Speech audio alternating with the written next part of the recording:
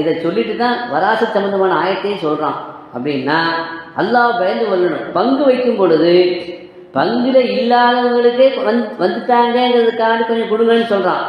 ஆனால் பங்குல உள்ளவங்க நியாயமான முறையில் அவங்களுக்கு எவ்வளோ பங்கு கிடைக்கணுமோ அவங்களுக்கு கண்டிப்பாக என்ன செய்யணும், கொடுக்கணும். அது ரொம்ப முக்கியம்.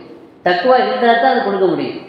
தம்பி சின்ன பையனாக இருக்கிற காரணத்தினால இல்லையா, நீங்கள் பெரிய பையனாக இருக்கிற காரணத்தினால, அவனுக்கு ஒன்றும் தெரியாதுங்கிற காரணத்தினால நீங்கள் இருக்கிற சொத்தையெல்லாம் வாரி சுருட்டி கொண்டு ஏதோ அவனுக்கு கொஞ்சம் செலவு பண்ணி படிக்க வச்சிங்க, கல்யாணம் பண்ணி வச்சிங்க என்ற காரணத்தைலாம் சொல்லி நீங்கள் அவனுக்கு சேர வேண்டிய ஹக்கை, உங்களுக்கு என்ன பங்கு இருக்கிறதோ அதே பங்கு உங்கள் தம்பிக்கும் இருக்குது.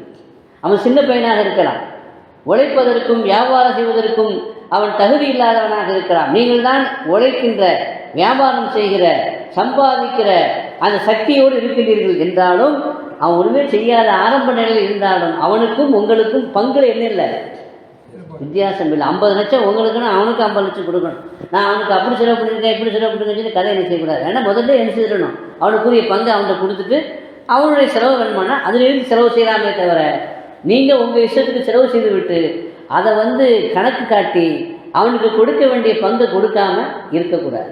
ஆக யார் யாருக்கு என்னென்ன பங்கு இருக்கிறதோ அந்த பங்கையெல்லாம் ஒழுங்காக நீங்கள் கொடுத்தால்தான் உங்கள் சொத்து பாதுகாக்கும்.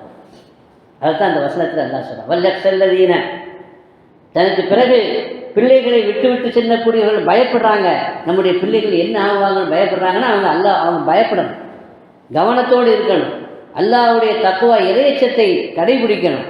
நல்ல வார்த்தைகளை, நேர்மையான சொல்லை சொல்ல வேண்டும். அப்பொழுதுதான் உங்களுடைய சொத்து உங்களுக்கு பின்னாடி உங்களுடைய பிள்ளைகளுக்கு, உங்களுடைய பேர பிள்ளைகளுக்கு கிடைக்கும் என்று சொத்து பாதுகாக்கப்படுவதற்குண்டான அந்த வழிமுறைகளை, நடைமுறைகளை அல்லாஹ் இந்த வசனத்திலே தெளிவுபடுத்துகிறான். என்றால் நாம் கஷ்டப்பட்டு சம்பாதித்த பணமும் சரி, நமக்கு வந்த பணமும் சரி, அது முறையாக நமக்கு வந்திருந்தால் தான் பாதுகாக்கப்படும்.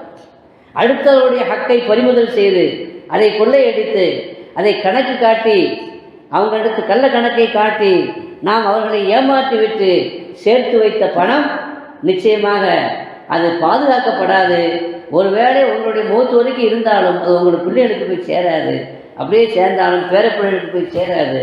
எனவே சொத்துக்கள் பாதுகாக்கப்பட வேண்டும் என்றால் என்ன செய்ய வேண்டும் என்பதை அந்த வசனத்தில் அல்லாஹ் என்ன சொல்கிறான், முறையாக யார் யாருக்கு என்னென்ன பங்கு கிடைக்க வேண்டுமோ அந்த பங்கை கொடுக்க வேண்டும். முதல் விஷயம்.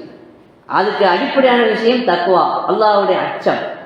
மூன்றாவது கவுலன் சதீதா, நல்ல சொல்லை, நேர்மையான சொல்லை நீங்கள் சொல்ல வேண்டும். யாரையும் புண்படுத்துகிற, யாரையும் காயப்படுத்துகிற, அவன் ஹக்க வாங்க வந்திருக்கிறான், அவன் ஹக்க வாங்க வந்திருக்கிற அவனை விரட்டி விடுவது, அவனை கேவலப்படுத்துவது, அவனை கொச்சைப்படுத்துவது அது உங்களுக்கு ஆகுமானது அல்ல என்பது மாத்திரமல்ல, அதன் மூலமாக கிடைத்த அந்த சொத்து உங்களுக்கு பாதுகாப்பாக அது கடைசி வரைக்கும் இருக்காது என்ற செய்தியையும் இதன் உள்ளே அல்லாஹ் தஆலா வைத்திருக்கிறான்.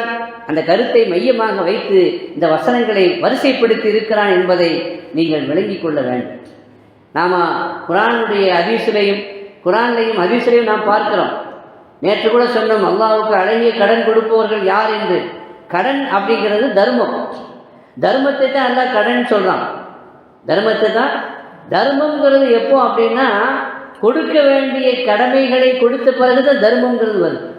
அவனுக்குரிய பங்கை கொடுக்கறது கடமை, ஜகாத்து கொடுக்கறது கடமை, அது கடன் அல்ல. அதையெல்லாம் கொடுத்த பிறகு எக்ஸ்ட்ராவாக, கூடுதலாக, உபரியாக விரும்பி செய்யக்கூடிய தர்மங்களுக்கு தான் பேர் என்னது, கடன் என்று நாம் முதல்ல விளங்கிக் கொள்ளணும். இப்போ ஜகாத்து வாங்க வர்றாங்கல்ல, ஜகாத்து வாங்க வர்றவங்களே கூட இப்போ உலகத்தில் எப்படி இருக்குது, அவங்கள பிச்சைக்காரங்களாக நாம் நினைத்து கொண்டு இருக்கிறோம் இல்லையா? அவங்களையெல்லாம் வாசலில் நிப்பாட்டி, தெருவில் நிப்பாட்டி ஏதோ சில சில்லறைகளை கொடுத்து நம்ம கடமையை செய்து விட்டதாக நினைத்து கொண்டு இருக்கிறோம். இங்கே 2 தவறு நடக்கிறது. சில்லறை மாற்றி கொடுக்கறதுனால ஜக்காத்து நிறைவேறாது. எவ்வளோ நீங்கள் கொடுக்க வேண்டுமோ அதை அத்தனையும் முறையாக யாருக்கு கொடுக்க வேண்டுமோ அவங்களுக்கு கொடுத்தா தான் என்ன செய்யும், ஜக்காத்து நிறைவேறும். 1. 2வது விஷயம், மிக முக்கியமான விஷயம் என்னென்னா, ஆமாம் உங்கள்கிட்ட உங்கள் பணத்தை வாங்க வரல,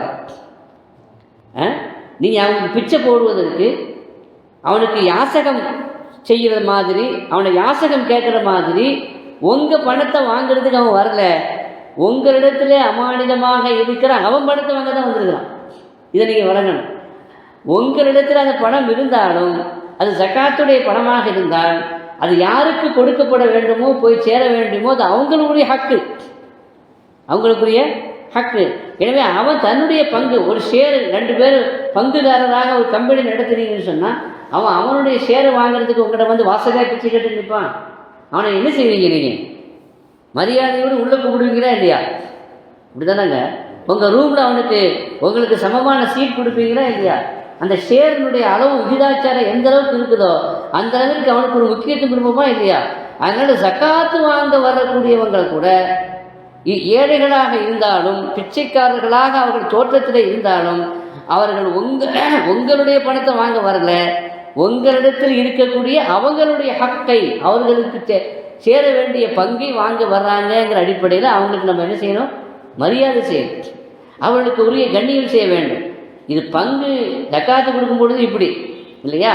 அதே மாதிரி தான் தர்மம் செய்யும் பொழுது உங்களுடைய தர்மத்தை வாங்க வந்திருக்கிற பிச்சைக்காரர்களை அவர்களை ஏளனமாகவோ இழிவாகவோ பார்க்காமல் உங்களுக்கு தர்மம் செய்யக்கூடிய வாய்ப்பை வழங்குவதற்காக நீங்கள் நன்மையை பெறுவதற்கு அவர்கள் உதவி செய்கிறார்கள் என்று நீங்கள் என்ன செய்ய வேண்டும்.